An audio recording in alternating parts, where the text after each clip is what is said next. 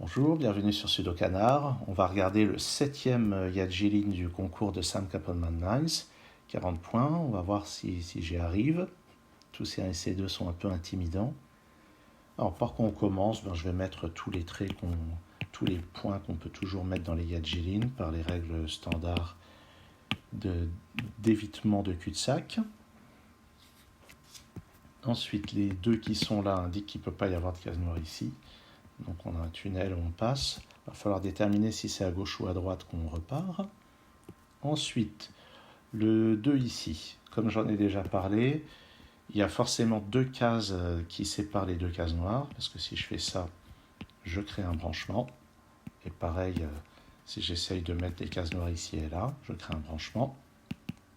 Donc les cases noires sont forcément ici. C'est vraiment utile d'avoir des théorèmes en Yadjilin. Donc je vais passer ici. Ce qui fait que c'est déjà réglé cette question-là. Si je mets une case noire ici, je crée un branchement. Même chose ici. Donc ça, c'est vraiment des principes que j'ai déjà présentés dans les vidéos précédentes. Ici, j'ai créé un coin. Donc la boucle va au moins faire ça. Ensuite, ce 1 est intéressant. Il y a une case noire parmi ces deux-là. De même, j'ai une case noire parmi ces deux-là. Et il y a donc la case noire à cet endroit-là. Forcément, il ne peut pas y avoir de case noire autour. Parce que sinon, mettons, ça créerait un cul-de-sac. Et même topo pour les autres positions. Et ça indique qu'il y a un chemin qui va entrer par là ou par là. Et donc ce chemin qui doit entrer, il doit sortir par là, forcément. Voilà. Alors maintenant, il faudra décider si on repart par là ou par là, forcément. Est-ce qu'on peut faire quelque chose ici ?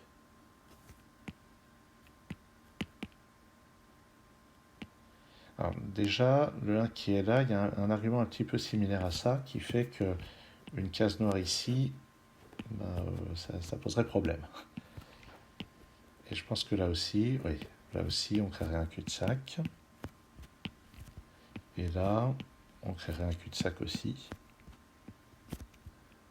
Ok. Bon, sur ce secteur-là, je vois rien d'autre pour le moment. Ce 2, donc pour le réaliser, il va forcément y avoir une case noire ici, une case noire par là. Alors, même type d'argument, la case noire qui est près du bord, il ne peut pas y avoir de case noire autour, ça crée un cul-de-sac. Ici, il y a des choses un peu similaires. Case noire ici, ça créera un cul-de-sac. Case noire ici aussi. Case noire ici, ça créerait un cul-de-sac. Case noire ici, ça irait. Case noire ici, ça peut marcher. Ça tient. Voilà, ça marche bien. Bon, en tout cas, par contre, il n'y en a pas là. Et c'est intéressant pour ce 1. Donc, je vais voir une case noire là-dedans. Et même chose, pas de case noire autour. Alors, est-ce qu'on peut décider si c'est là ou c'est là que ça passe ? Ce 2 va nous aider. Puisqu'ici, il y a forcément une case noire là et une dans ce secteur. Une par ici, une là. Donc c'est là qu'on passe. Puis tiens, la deuxième case noire est là. Et je fais ça. Et ça. Certainement que là, il va y avoir moyen de régler un petit peu ce qui se passe. Mais déjà, avec ça, je ne peux pas avoir de case noire ici. Ça créerait un cul-de-sac.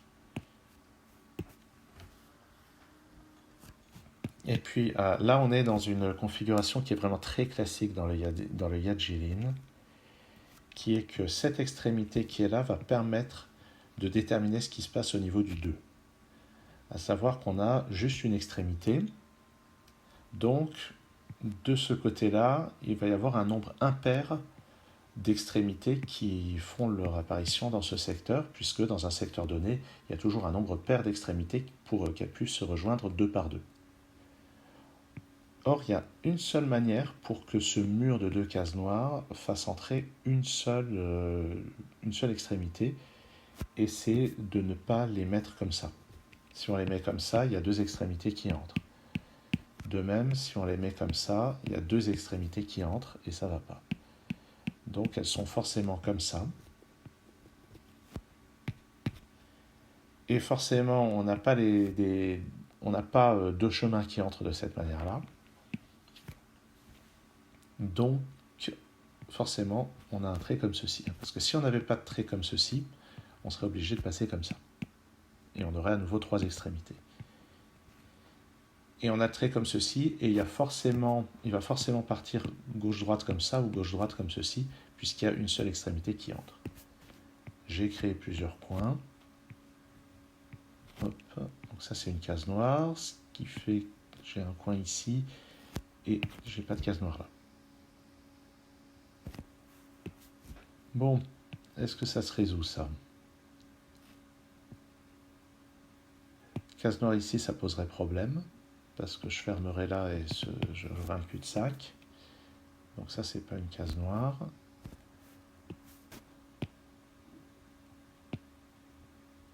Non, ça, c'est pas possible.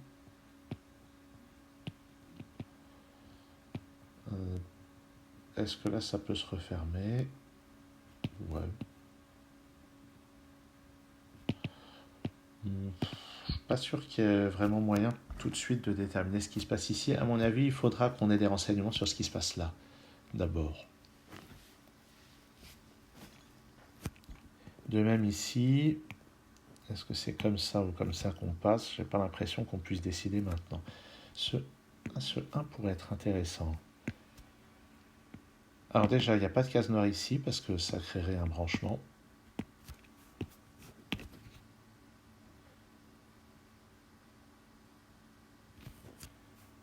Est-ce que le 1 est forcément par là? Est-ce qu'il y a moyen de décider des choses ici? Peut-être qu'il faut regarder ce qui se passe à ce niveau-là.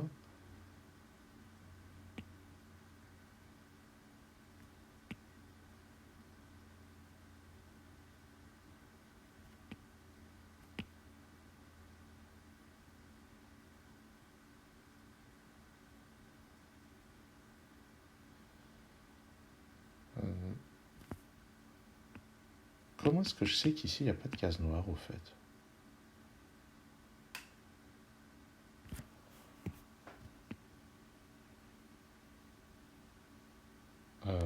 C'est une grande question. Je ne vois pas pourquoi ici, il n'y avait forcément pas de case noire. Je pense à ça parce que je me disais, si je mets la case noire ici, ça entre ici. Et une case noire ici marcherait parfaitement.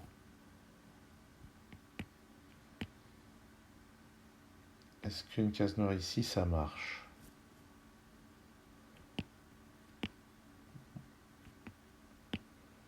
Alors, case noire ici, ça fait beaucoup de branchements. Beaucoup de... Non, ça fait des coins. Bon. Enfin, là, je vois pas trop ce qui se passe. Bon, et c'est assez problématique. Peut-être qu'une case noire ici serait problématique. Si j'entre par là...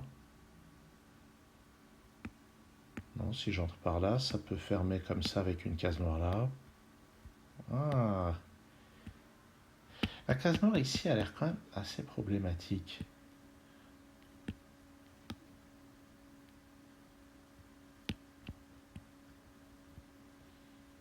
J'arrive pas à être trop sûr.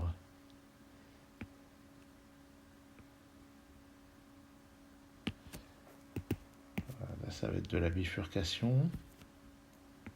Si je fais ça, qu'est-ce qui se passe? Il y a des problèmes de parité par là.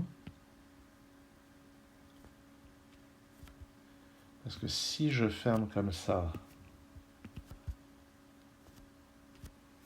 ce secteur-là, va falloir que ça sorte pas. Comment est-ce que j'arrive à régler mes histoires de parité avec ça? Ouais, si je fais ça, en gros, je suis obligé de faire ça. Donc forcément, je vais par là. Et là, j'ai un vrai problème de parité.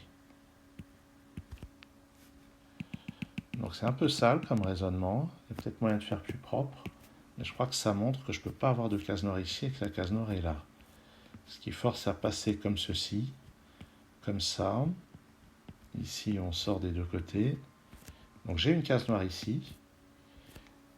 Et ce 1 est forcément réalisé par une case noire là. Comme ça. Bon, c'était difficile. Tiens, là j'ai un point. Donc ça fait ça, ça fait ça. Ma case noire est finalement ici. Et la seule manière de rassembler les choses, c'est de faire ça. Voilà. Donc là, j'avais bien besoin de décider ce qui se passait ici pour terminer ce coin-là.